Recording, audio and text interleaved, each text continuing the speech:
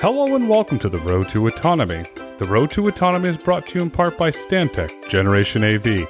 Stantec Generation AV combines some of the most experienced AV experts in the industry with the resources of a global engineering firm.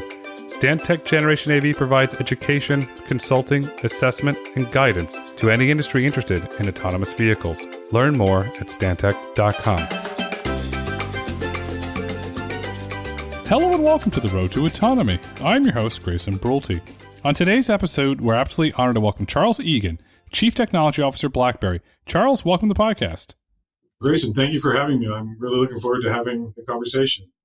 I'm really excited to have you here because BlackBerry will play a vital role in the future of cybersecurity. BlackBerry has this long history going back to the original BlackBerry, which I was a proud user of, and I loved your BBIM service.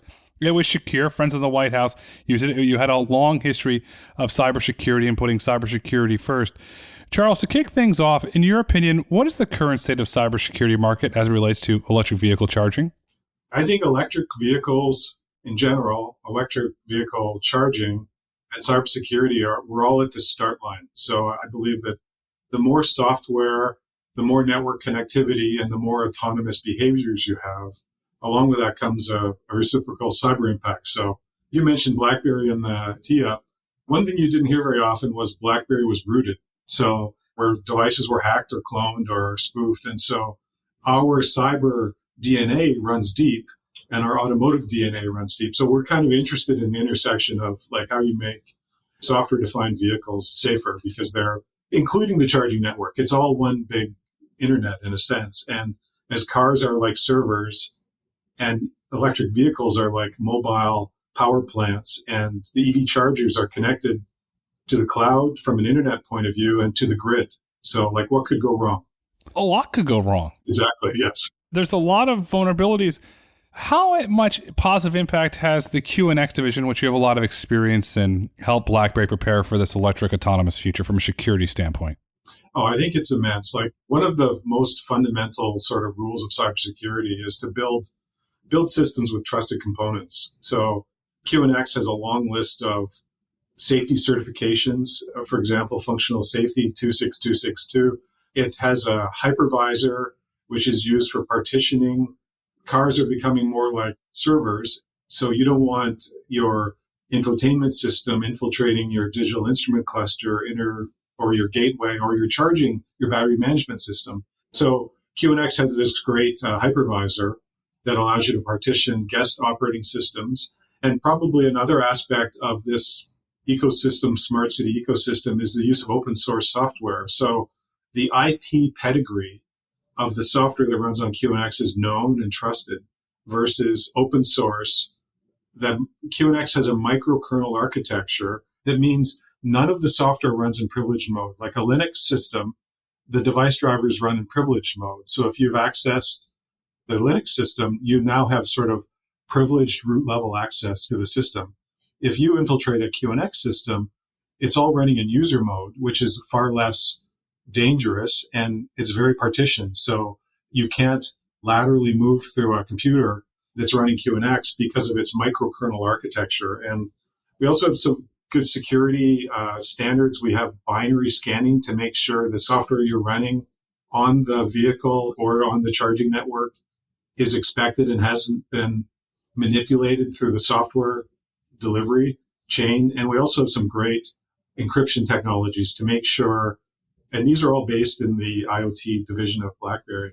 This digital signing and proper encryption is key to make sure you're speaking with the device you're intended to be speaking with, and you're running the software that is intended to run on that particular device. So there's all kinds of good best practices in cybersecurity that sort of comes out of this trusted foundation you get through QNX and its associated services, which I can give a deeper answer, but that's a high level. How much of what you describe is learned from the airline industry? And I'll give you an example. Years ago, United Airlines was very kind, inviting me to SFO and took me to a complete breakdown of a plane and how they refurbish it and all the miles of wires. And I said, well, where's this? Where's this? And they explained to me, the infotainment system does not connect to anything else on the plane. It's completely separated from the flight controls. And that seems very similar to what you're describing with the vehicle. Is there a lot of learning from the aviation side of transportation as it relates to the ground vehicle side of transportation from a security standpoint? I think some of the wisdoms or the pillars of best practice would be common. I think aviation may take it to the next level in terms of completely independent. Certainly the military have looked at different, having data plane and control plane separated and never connected. So designing things to be partitioned is really important for containing cyber attacks, or it's also important for functional safety to make sure that access to one particular system doesn't allow you to infiltrate another one. So I do think that aviation example, it gives you a visceral feeling because you understand how important it is to keep planes safe. And they have redundant systems as well.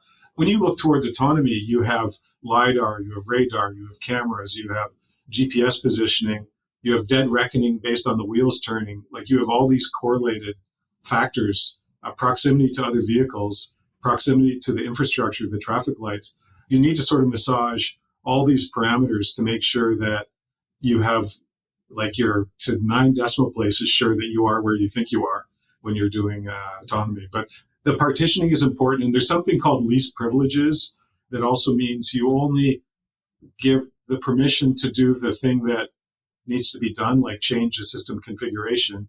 In our cyber side of the house, we talk about zero trust, where you have to make sure the person or the system that's making the change is authenticated, not an imposter. So there's all of these things play into the future software of the vehicle. As cars get smarter, more and more consumers demand really expensive, interesting, full-featured infotainment systems. As those become separate, as I explained with the airline, where that runs on a completely separate architecture, not from the core driving functions, whether it be driven by a human or driven by AI? I think you want to make sure that that is well partitioned. And it is today. A lot of time it's the Google Automotive Services that are running in the infotainment. In the future, that will probably be running in a hypervisor. So it's been partitioned and not able to infiltrate the rest of the running system. There is examples today already where a software update intended for infotainment was able to do a software update on the lower level controls of the vehicle because they didn't anticipate that someone would maliciously use the software update mechanism to get inappropriate or unintended software running on a vehicle. So these are the sort of things you have to watch for, that software updates are limited to the software that is running in the infotainment system and not lower level control software. As we deploy these, just like other connected systems as they became online or disruptive technologies, we learn from I didn't think of that. And so the good news, we have a lot of cybersecurity knowledge with which we can apply. Something I like to tell people is, like, cell phones are more secure than computers because we learn from computers. We should partition things a little bit more. So one application is pretty contained in its own sandbox on your various mobile technologies. And what I'm hoping is cars will become much more secure than cell phones because we'll learn from the computer attacks, the cell phone attacks, the networking attacks, and then we can take those best practices and make sure we're applying them. We hit the ground with as much wisdom in the vehicle as we can. I think that's what's happening.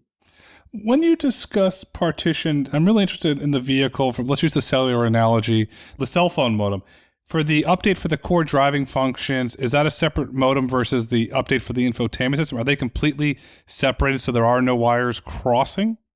I think what might happen is the networking connection might be shared, depending how many wide area network connections are happening to the vehicle. But it would, in a modern vehicle architecture, would go through a gateway. So the communication from the gateway to the infotainment would be very carefully maintained, and that software was only going to the intended spot. At BlackBerry, I've worked with people whose entire career was focused on secure boot. So how you take a software image, load it into a running system, and make sure that it hasn't been compromised along that path. So there's a lot of ways through encrypted software packages, software keys, to make sure that the software is being deployed to the correct spot. And we also, within our QNX division, have a software update technology that we've rolled forward from our phone devices into our automotive devices, and over-the-air software update framework. Okay, so let's move out of the vehicle to the charging infrastructure for an electric vehicles. We're seeing the first time ever 10% of global sales were EVs. I have an EV. I don't even think about the cybersecurity risks. Are there cybersecurity risks in that EV infrastructure? It's connected. They're getting software updates. The one thing I could tell you, not really cyber, but the credit card machine doesn't work half the time. But what are the cybersecurity issues as it relates to the EV charging infrastructure? If you look at that, it's being deployed quite rapidly. Certainly in the United States, every state is has their own deployment strategy. One of the cybersecurity challenges of the infrastructure is that sort of the regulations and guidelines for what an EV network should look like is driven at the state level. And so there's not like one global cybersecurity standard that needs to be met. So that becomes a little bit of a different scenarios for different states. And so in cybersecurity, we often say it's not the kind of thing you want to retrofit. You want to design it in. But, at CES this year, I was talking to a number of EV manufacturers, EV charger network manufacturers. A lot of them are taking like Android-based user interfaces. They're using the compute technology to form the EV charger that's readily available. And that's sort of tablet or Android type development system. So you do get some vulnerabilities with designing EV chargers with open source software. So I think the usage, an EV charger is connected to the grid. And so any attack on the EV charger, it could be trying to attack the car where it says it's charging or it does a slow charge. Or there was a case, I think, where an EV charger couldn't be disengaged from a vehicle. It basically held the vehicle hostage. That was what the EV attack was, and the OEM had to come out. I do think that cyber risk of an EV charging situation is the EV charger knows where you are because you're physically there. It's connected to the cloud. Your car is connected to the cloud. Your phone is connected to the cloud, and they're all connected together, whether it's payment with a tap. So the attack could be on your cell phone because they know where you are, and there's a side channel attack for your cell phone. It could be within the US, the Biden administration had an executive order on software supply chain.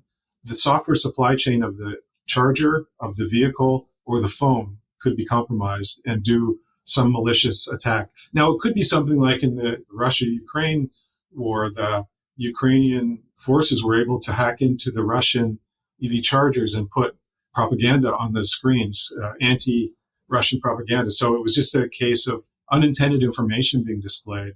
But it could be that it's trying to steal your credentials, your financials.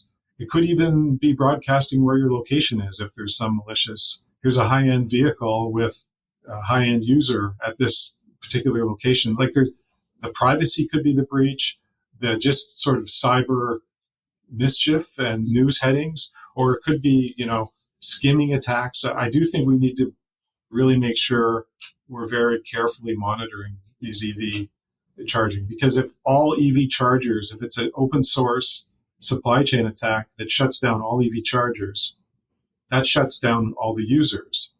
The connection to the grid, in some scenario planning, we talk about using EVs to move energy from one place to another. If you drive to work and you plug in, if you have a surplus in your car, it can lend it to the grid because it knows you don't have to leave till later that day where it'll take it back.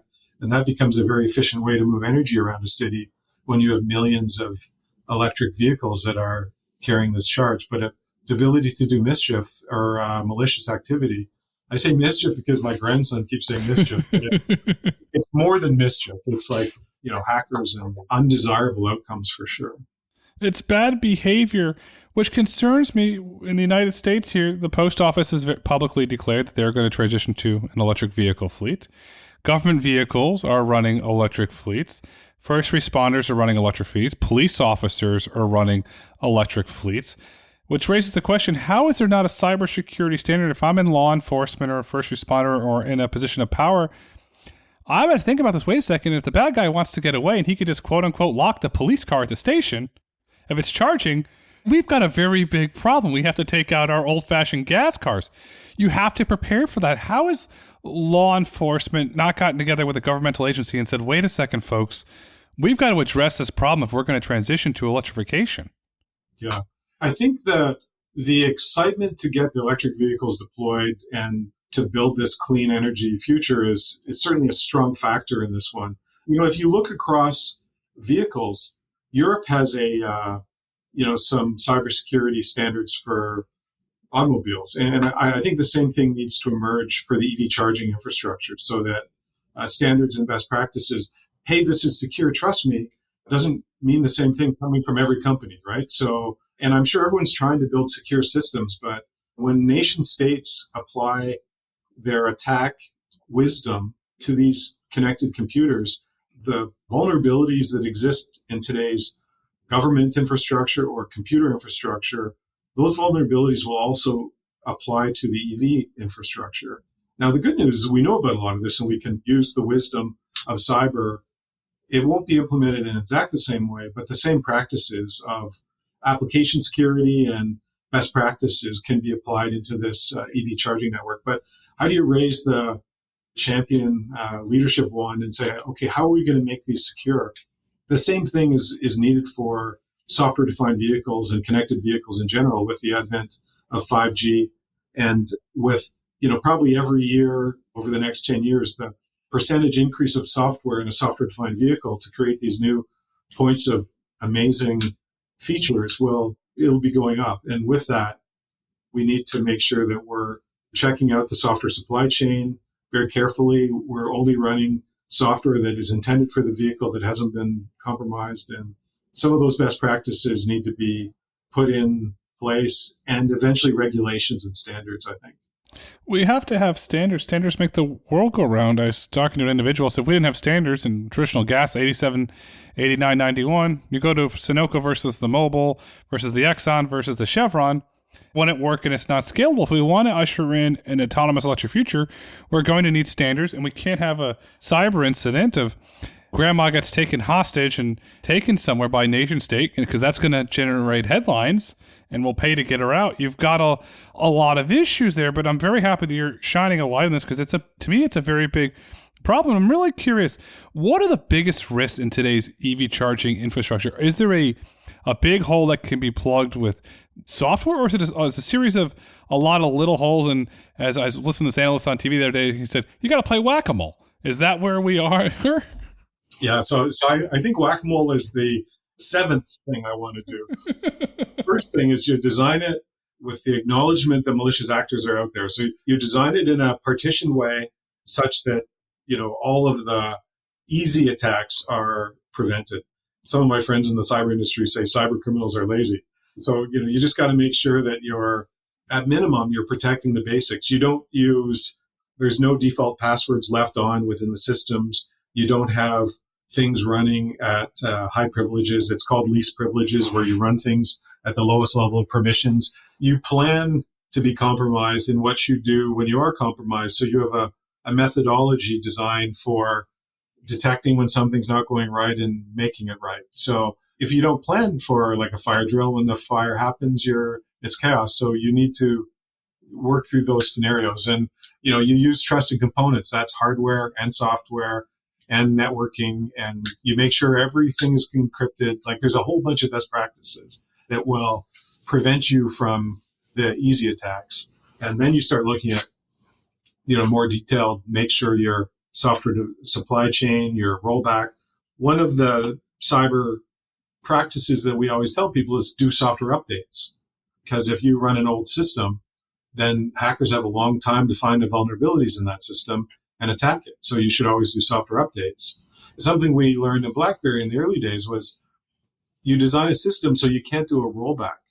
Because if you can do a rollback to an old piece of software, an attacker can just roll the system back to a version of the software where you don't have the protection and then do their attack. It's a anti-rollback. Once you think of it, it's kind of obvious, but if you don't design it in to be the software can only move forward, then it's a unlikely or unexpected attack that's commonly done. And so we'll just use this wisdom to make the systems healthier. Also, there's some user behavior, like don't use simple passwords. Don't use single-factor authentication. Use multi-factor authentication. And this is cyber hygiene we all know. And if we're not the ones that aren't doing it properly, we know people who don't do it properly, even though the consequences are dire. I look at the banking industry. I think people tend to follow best practices when there's obvious money attached.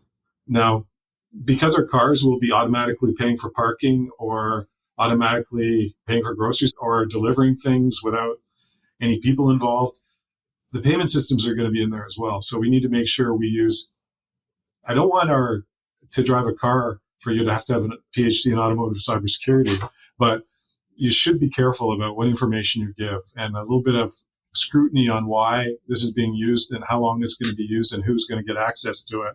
It's good to ask those questions because that might educate the dealer network or people designing the systems to make sure that these are safer.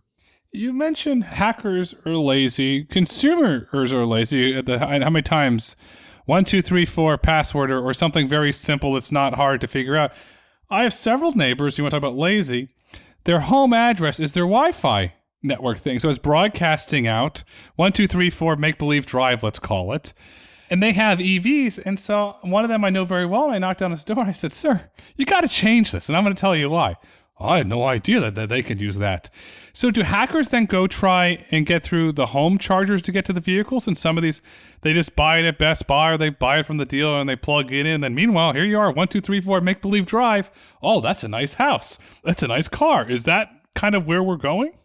I think that's one of the hygiene points. Like, don't put that prevalent, don't make it your Wi-Fi network, your mother's maiden name or whatever these secret phrases are that you need to infiltrate people's accounts. But yes, to broadcast your home address, and it doesn't add any value and it adds risk. And I think it's an education.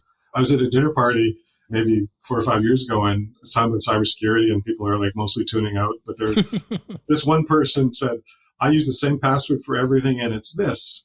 So now every year on my birthday, when I just freaked out, she changes her passwords just because she realized the folly of that statement. But, like using your home address, it might sound clever to differentiate your Wi-Fi from someone else's, but it is information that an attacker could misuse.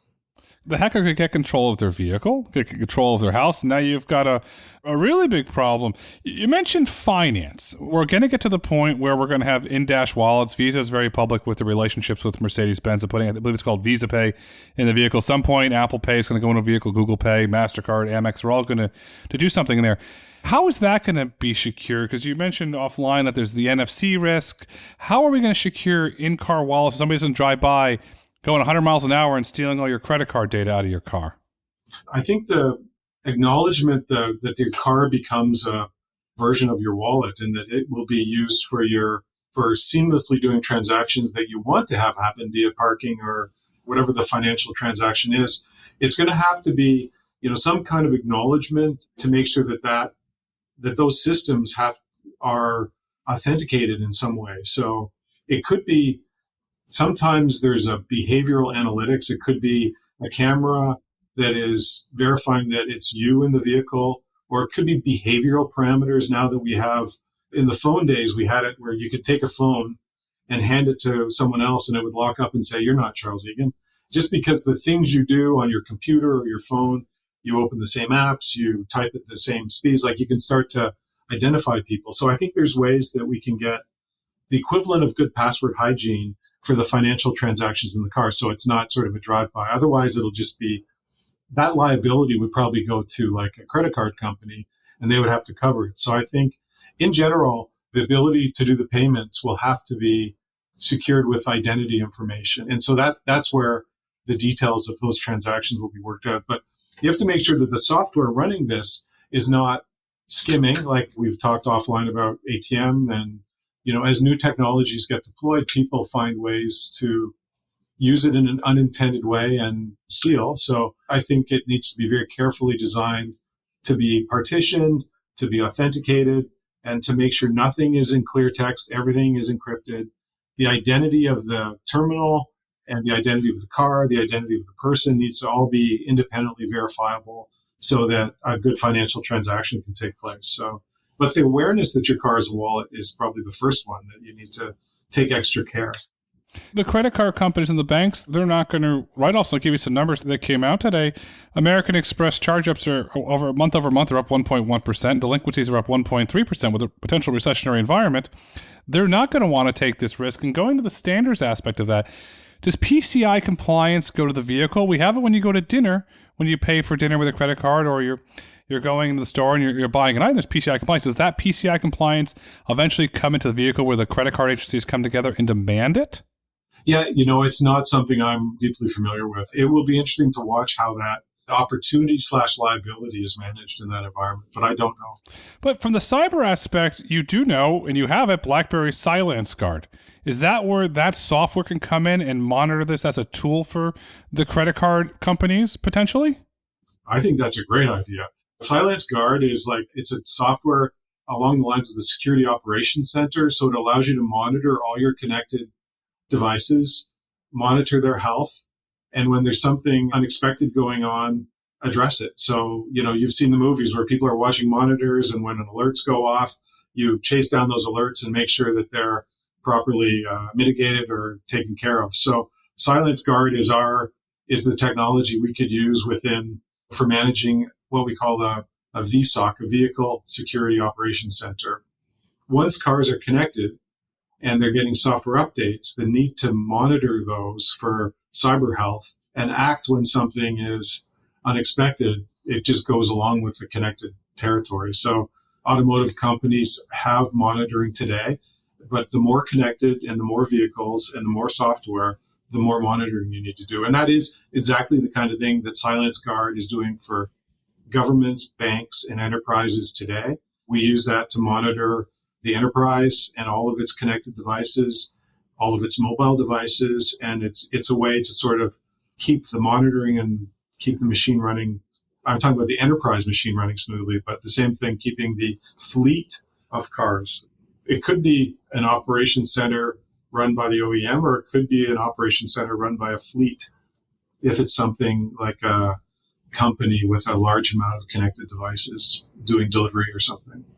What would be an example of something the Silence Guard could flag for that attendant? If there's a vulnerability, or perhaps you have a bad actor that's entered the network, is it flagged? What are some of the things that it can do to help those customers? It could let the OEM know that there's an unexpected software found running, like an attack has been happening on a vehicle or a sequence of vehicles. It might be geographically based, or it might be model based. So it could notify the Security Operations Center that this car is under attack, basically. At that point, the car could then be notified to go into safe mode or something, so that maybe it looks at the running software level. It really, the detection is the first step. And then what is the appropriate response? It's something that needs to be learned over time. But once you know that there's a potential attack happening, you now have to decide, you could potentially get a message through to the operator, or you could just send potentially a new software to the vehicle that would be a safe mode. It could be that if the particular response might just be notifying the OEM, and then it's up to the operators to decide what action needs to be taken. So whether it's a software update or a behavior on the vehicle that responds to whatever's happening, or it might be that a car has been compromised, and so then it could deploy this potential risk to all the other cars so that they don't get compromised.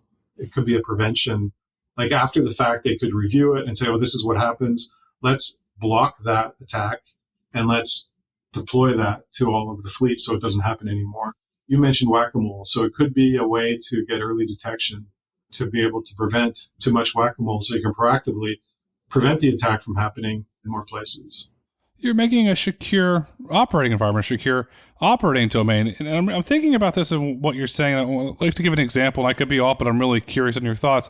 Let's just say there's an individual, they're driving the vehicle, they pull up to a public charger with an SAE J1772 plug. They plug it in. Can that take control of the vehicle if there is bad malware running on that? And then will your software come in and say, wait a second, disable vehicle, notify fleet that there's an issue happening at charger X? Is that an example? I don't know the SAE J1772 protocol per se, but I do know data is transmitted. One example is you could have software monitoring either on the EV charging unit or on the vehicle for what we would call normal operations. And so if anything out of normal happens, then what we could do is we could either deactivate the charging session and just shut it down and tell the user, move on because something unexpected was happening. Or we could call emergency, whatever appropriate law enforcement, whatever the attack would require. I think, but yeah, you could certainly monitor the behavior and determine if something unexpected was happening. Like the unexpected thing might be a network port has opened up and now information is being sent from the vehicle over the gateway to exfiltrate. It could have launched some kind of malicious code into the car or triggered something that was already in the car from a software supply chain. And then you could monitor that now the car is sending information and it shouldn't be sending information right now. So you would alarm that to the vehicle operations center. And then you could figure out what the right response is. It's really up to the OEMs to figure out when this event happens, how do I safely mitigate it? There's not one answer. It might be, depending on what's happened, it just might be this car is now triggered for a software update because of potential compromise. So it'll do sort of a sanity check on the full system to make sure that nothing unexpected has happened. And then okay, well, something might have happened, but it didn't. So we're safe and so we're good to go. Does that system run on top of the QNX system, or do they complement each other, or how does that work? It could. It really depends on the vehicle architecture. So QNX runs where, high assurance and safety is important. That's definitely a good candidate. And you've probably heard that as things become more ADAS, more driver assist, leading towards autonomy, at the same time, all of the multiple CPUs are kind of being converted into compute clusters. Like we're having much higher end CPU cluster coming into the vehicle that gets partitioned. So partitioned into running this functionality. So instead of having hundreds of distributed CPUs, you might have a much smaller number with one main compute engine in the car. So the car is becoming more server-like, and it's becoming more like a mammal than a reptile. They're becoming more powerful, and in the future, we're going to get to level 4, and they're going to drive themselves. It's in Canada, here in the United States, or Europe, or Australia, where they're already driving themselves in the mines. But the one common denominator is they're all going to need really top-of-the-line cybersecurity. As it relates to autonomous vehicles, how are you thinking about cybersecurity? Yeah, so I spent a lot of time looking at automotive cybersecurity.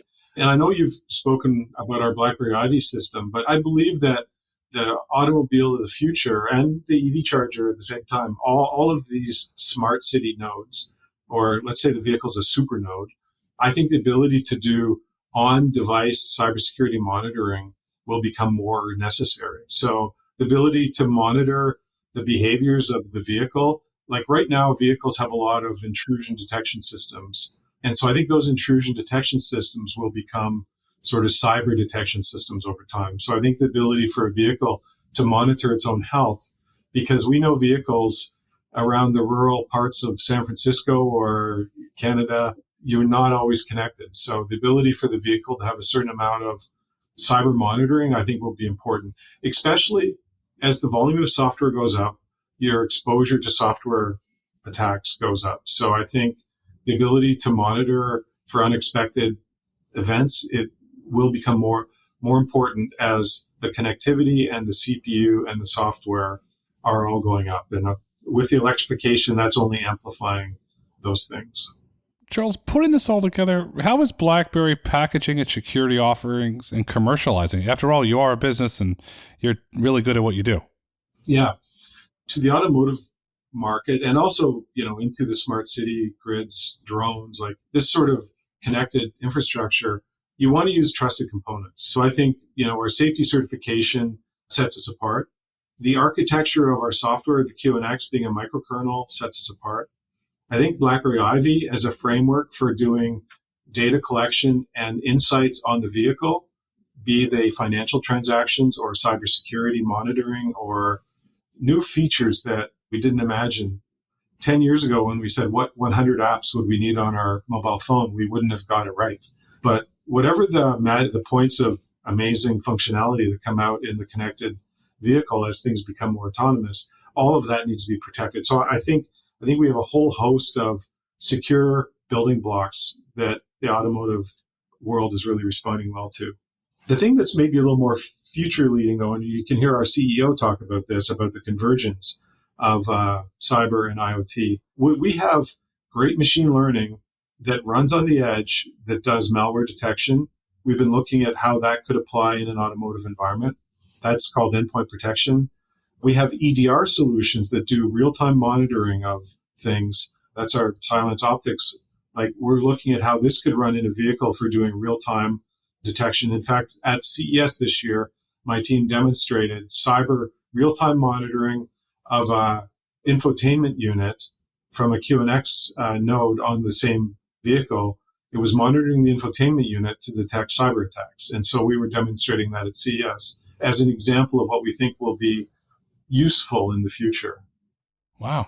You're building the future. You have a long, as I said earlier in this podcast, you have a long history of security first. The White House used it, the Secret Service used it, and a lot of governments around the world relied on BlackBerry because of the secure communications. Now you're taking that into automotive, you're taking it to electrification, and eventually you are going to take it into autonomy. In your opinion, Charles, what is the future of cybersecurity as it relates to mobility? I really think cybersecurity needs to be carefully stitched into our fully connected world. Anything else would be naive. And I believe that we really need to be, aware of what's connected and aware of what information's flowing through it. Each of us needs to be very careful about what personal information we put out there and try to understand who's using it and why. That pushback across the industry helps us. GDPR, I think, in the world of private information exchange was a big step function in terms of making people aware of how much information was being shared. I think we're on the verge of sort of understanding and ensuring that we have good cybersecurity. As everything becomes connected, we can't allow cybersecurity to be something that gets retrofitted. So I think we'll learn from history. There's a friend of mine that used to say, those that don't learn from history are destined to repeat it. On a positive note, I'll say, we almost know and could block every cyber attack today with the knowledge we have from the cyber protectors. Now, if we apply that knowledge in the correct way, we can make things a lot safer. And so that's what kind of keeps me smiling as I try to do this. We know a lot. Sometimes we're paralyzed by, we talked about EV cybersecurity standardization. How do we move forward? It's just such a big problem. Well, we make them as secure as we can, and then we learn when something happens, like with autonomous cars, when something unexpected happens, there's an over-rotation, and we figure out how to prevent that. And cars weren't safe, and now they're very, very safe. And so we've pushed the safety engineering and practices to a great level to provide safety. And I think we're on that path for cyber. Cyber's going to get there. We want cyber just to work. At the end of the day, we want to be able to go from point A to point B, whether we're driving or the robot's driving, safely and securely. And cyber is going to get us there. You can engineer the best product, but if it's not secure, it's not going to work. Whether it's human-driven or autonomously driven, it must be secure. As we look to wrap up this insightful conversation, what would you like our listeners to take away with them today? It's been fun. We learned a lot. We covered a lot. Yeah, listen, it has been a lot of fun. Some great questions. There's two things that drive us in BlackBerry and the cyber domain, because I saw this great pictorial once. It talked about, road closed. The path showed the cars driving around the sign. They just ignored it because it was easier to ignore the security. I think what we want to do is we want to make things easier to use and more secure at the same time. And that means that we need to sort of include things like identity through cameras to be part of the authentication. So if someone doesn't know your passwords pass 1, 2, 3, 4, they can't mimic your face and they can't mimic your behavior. So if we do better identification, we do multi-factor authentication always to prevent, the easy stuff. I think just informed consumers helps go into it, and the OEMs and tier ones and application providers will be all helping make some secure solutions as this new world evolves in front of us. I like that. Easier to use, more secure. A clear consumer example of that is Apple's Face ID. It works. It keeps your phone secure. And as you said, you can't copy your face. The future is bright. The future is autonomous. The future is secure mobility by BlackBerry. Charles, thank you so much for coming on the road to autonomy today. Thank you, Grayson. Take care. If you've enjoyed listening, please kindly rate, review, and subscribe on your favorite podcast platform. Want to get in touch? Follow us on Twitter, Instagram, and YouTube at Road to Autonomy, or email podcast@roadtoautonomy.com. The Road to Autonomy podcast is produced by the Road to Autonomy LLC. The views and opinions expressed on the Road to Autonomy podcast do not necessarily reflect those views of the Road to Autonomy, its subsidiaries, its shareholders, directors, investors, or partners. The content discussed on this podcast is for informational purposes only and should not be taken as legal, investment, tax, or business advice. Nothing is a recommendation that you purchase, sell, or hold any security or other investment, or that you pursue any investment style or strategy. The content of this podcast is presented on an as-is basis with no warranties, express or implied, of any kind. Financial mentions about companies in the Road to Autonomy Index and discussions about the Road to Autonomy Indexes are for informational purposes only and should not be relied upon when making any investment decision. Furthermore, an inclusion of security within the Road to Autonomy Index is not a recommendation by the Road to Autonomy Indices, LLC, to buy, sell, or hold that such security, nor is it considered to be investment advice.